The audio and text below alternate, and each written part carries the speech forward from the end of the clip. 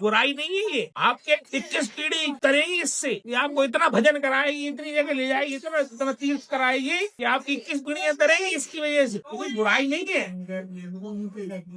संकट आता है तो बालाजी का संकट आया तो आप पे कृपा करी आपके पितरों ने, आपके पूर्वजों ने, आप उन्हें भूल गए तो उन्हें आपको याद दिलाया। जैसे हम अपने बच्चे को गलत चलता तो सजा देते, डांटते हैं, भटकारते हैं, प्यार से नहीं बनाते, और हम पीढ़ियों से हम ध्यान ही नहीं दे रहे, हम सोच ही नहीं रहे उनके बारे में कुछ, तो फिर कुछ ऐसा होता है जिसमें हमारी जान बसती है और वो परेशान होता है। हनुमान चालीसा 7 पाठ कराओ, गायत्री मंत्र का जाप कराओ, सुबह आप सूर्य नारायण को जल चढ़ाओ और उसमें थोड़ा सा जल बचा के दक्षिण दिशा में, जैसे सूर्य को चलाया उसके सीधे आपको दक्षिण दिशा वहाँ चढ़ाओ। पूर्णमासी अमावस्या करो, होम दिया करो पूर्ण अमावस्या, शक्कर का और घी का, घर पे ही दो। हमें सब पितरों की संतुष्टि के लिए पितृ संतुष्टि धुनी मिलती है यहाँ पे, तो आप वो ले जाओ। उसकी धुनी रात में 8 बजे देनी है घर में, रात में 8 बजे जिस कमरे में जो रहती है उसमें लाइट बंद करके वो तो प्रार्थना करेंगे कि हे हमारे जो भी पितृ देव हैं इनको ये भोग दे रहे हैं, इससे संतुष्टि प्राप्त हो। और जैसे सुगंध और प्रकाश एक दूसरे को डिस्टर्ब करे बिना एक जगह रह सकता, ऐसे हम और वो आप प्रेम से रहो और हमारी बच्ची को सुख दो। भले ही आपको जैसा रखना वैसा रखो पर सुखी रहो। हम आपके सामने मांगने की कोई औकात नहीं, आपने बहुत कुछ दिया, हमारे शरीर में दौड़ने वाले खून की एक खून